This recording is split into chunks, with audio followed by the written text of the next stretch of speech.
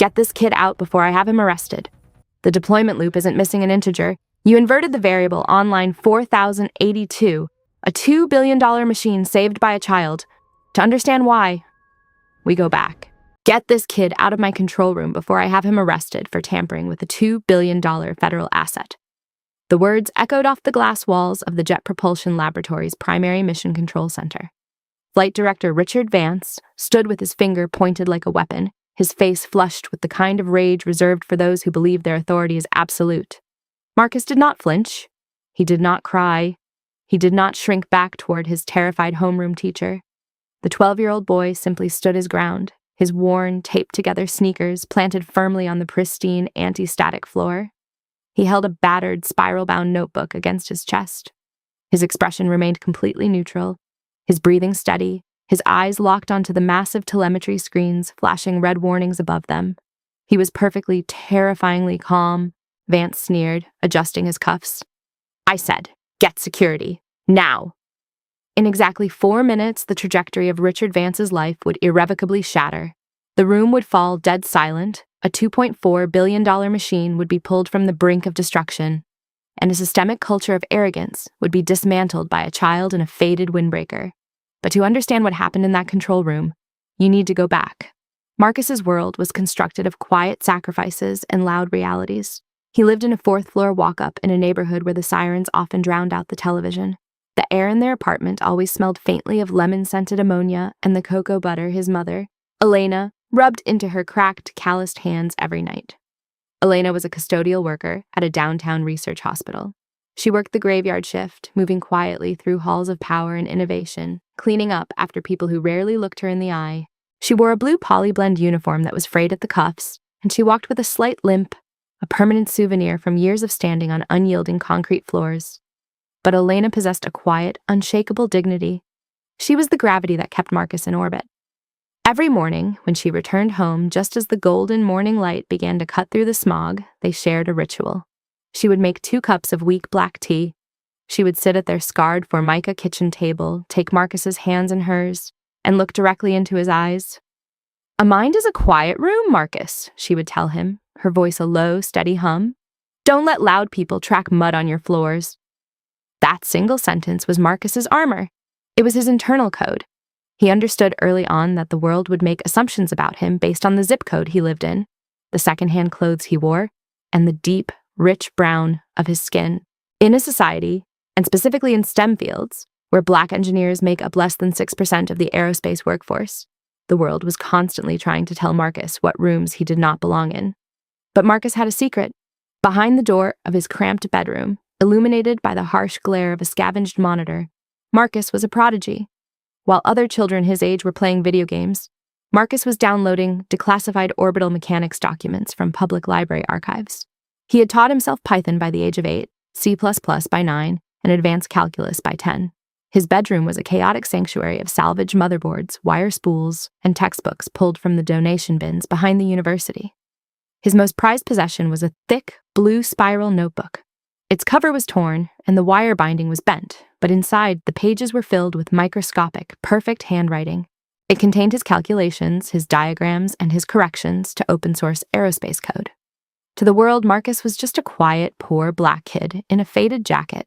But online, operating under an anonymous handle, he was a respected voice on highly technical astrophysics forums, a mind that graduate students and postdocs routinely consulted when their math failed them. The morning of the field trip, the air was crisp and smelled of exhaust. The school district had secured a rare grant to take 50 underprivileged middle schoolers to the NASA Jet Propulsion Laboratory for an inspiration tour. Marcus wore his best clothes, a faded yellow NASA t-shirt that had been washed too many times, a hand-me-down rain jacket that was slightly too large, and his worn sneakers. As the yellow school bus crossed the city limits, moving toward the sprawling, manicured campus of the Space Center, the contrast became violently apparent. The JPL campus was an enclave of wealth, power, and exclusivity. The lawns were perfectly manicured. The buildings were gleaming monoliths of glass and steel. High-end electric vehicles filled the parking lots. As the students were ushered through the soaring, sunlit atrium, the sensory shift was profound. The air here smelled of expensive filtered AC and fresh espresso. The sounds were muted, the soft click of high heels on imported marble, the hushed murmur of brilliant, highly compensated people discussing the future of humanity. It was a space coded for a very specific type of person, and the school group, walking in a clustered, nervous line, clearly signaled outsider. This assumption was personified by Richard Vance. Vance was the flight director for the Ares Rover mission. He was a man who had built his entire identity on the prestige of his position. He wore custom-tailored Italian suits that hung perfectly on his frame. A heavy platinum chronograph watch peeked out from his left cuff. He had a habit of checking it when people beneath his pay grade were speaking. Vance was brilliant, but his brilliance had calcified into a rigid, impenetrable arrogance. He operated on the fatal flaw of assuming that surface-level presentation equated to substance. The tour group was permitted a brief, silent observation of the primary control room from a glass-walled viewing deck. The room below was a theater of modern engineering, a massive, tiered amphitheater facing screens the size of movie theater walls. Dozens of engineers sat at consoles bathed in the blue light of telemetry data. It was T-minus 3 hours to the Ares rover's complex atmospheric entry and landing sequence on Mars. Tension hung in the room like physical weight. You could hear the ice clinking in water glasses, the frantic clicking of mechanical keyboards, the smell of burnt coffee and nervous sweat masking the sterile scent of the room. Marcus stood at the glass, mesmerized. He wasn't just looking at the screens, he was reading them. He recognized the hexadecimal deployment sequences scrolling across monitor 4. He knew the thermal shielding parameters. He had run these exact simulations in his bedroom on a computer made of scrap, and that's when he saw it. Down in the control room, the low hum of focused work suddenly shattered. An alarm began to pulse, a sharp, digital blare that cut through the silence. On the primary display, a massive schematic of the Ares rover flashed yellow, then crimson red. "Flight, we have a telemetry mismatch on the descent stage deployment sequence," a voice called out over the comms loop. Vance snapped upright in his leather chair. "Specify." "The pyrotechnic firing sequence for the heat shield separation. The timing loop is stuck. It's reading an infinite loop. If it doesn't separate, the rover burns up in the atmosphere. We have 14 minutes until the communication blackout window." Panic, rigid and cold, seized the room. 14 minutes. A $2.4 billion asset. 10 years of work. Thousands of careers. The pride of a nation. All plunging toward the Martian surface with a locked heat shield. "Run the diagnostic bypass," Vance barked, his voice tight. "We are, sir. The code isn't accepting the handshake. It's an error deep in the patch we uploaded last night. We can't find the syntax error." Up on the viewing deck, the tour guide tried to usher the middle schoolers away. "All right, kids, let's move along. They're very busy." But Marcus didn't move. He had opened his battered notebook. His eyes darted rapidly between the scrolling code on the massive screen and the pages of his own calculations. He had studied this exact patch sequence when it was published to the open-source NASA repository a month ago. He had found the error then. Without thinking, without asking for permission, guided purely by the necessity of the math, Marcus slipped through a heavy, unsecured side door and walked directly onto the floor of mission control. Marcus walked past rows of frantic engineers, his worn sneakers silent against the floor. He approached the central console, where Vance was standing over a lead programmer shouting, "You have 6 minutes to find that missing integer, or you are entirely finished in this industry." Vance roared, a vein pulsing visibly on the side of his neck. "Excuse me," a small, calm voice said. Vance spun around. He looked down, his eyes scanning the faded yellow t-shirt, the oversized rain jacket, the battered notebook. His brain, wired by decades of structural bias, immediately categorized Marcus as an intrusion, a mistake, a low-status disruption. "What in the hell is this?" Vance snapped. "Who let a child in here?" "The deployment loop isn't missing an integer," Marcus said quietly, his voice steady despite the massive room suddenly turning to look at him. "It's a recursive logic flaw in the thermal subroutine. You inverted the variable on line 4082. Vance stared at him. The sheer audacity of a black child from a public school tour group standing in his control room, questioning his code, triggered a visceral, ugly reaction. "Get this kid out of my control room before I have him arrested for tampering with a $2 billion federal asset," Vance shouted, his voice echoing off the glass. Bystander complicity rippled through the room. Sarah Jenkins, a mid-level trajectory analyst, dropped her eyes to her keyboard, pretending not to hear. David Chen, the communications liaison, nervously adjusted his tie, looking away. The school teacher, watching from the glass above, covered her mouth in horror, too intimidated by the wealth and power of the room to intervene. They all saw a child being publicly degraded, None of them moved. "I'm not tampering," Marcus said calmly. He did not raise his voice. He remembered his mother's hands. A mind is a quiet room. He tapped his worn notebook. "I can show you the math." "You don't know the first thing about math, you little charity case," Vance spat, doubling down, his prejudice laid bare under the extreme stress. He reached out and snatched the notebook from Marcus's hands, throwing it onto a nearby console. "Security! I want him detained and removed, now." Two large security guards began walking down the aisle. The clock read, T-4 minutes. "Wait!" The word cut through the room. It didn't come from Vance. It came from Dr. Eris Thorne, the lead systems architect.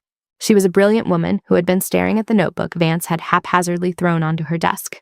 Dr. Thorne picked up the battered notebook. She flipped a page, then another. Her eyes went wide.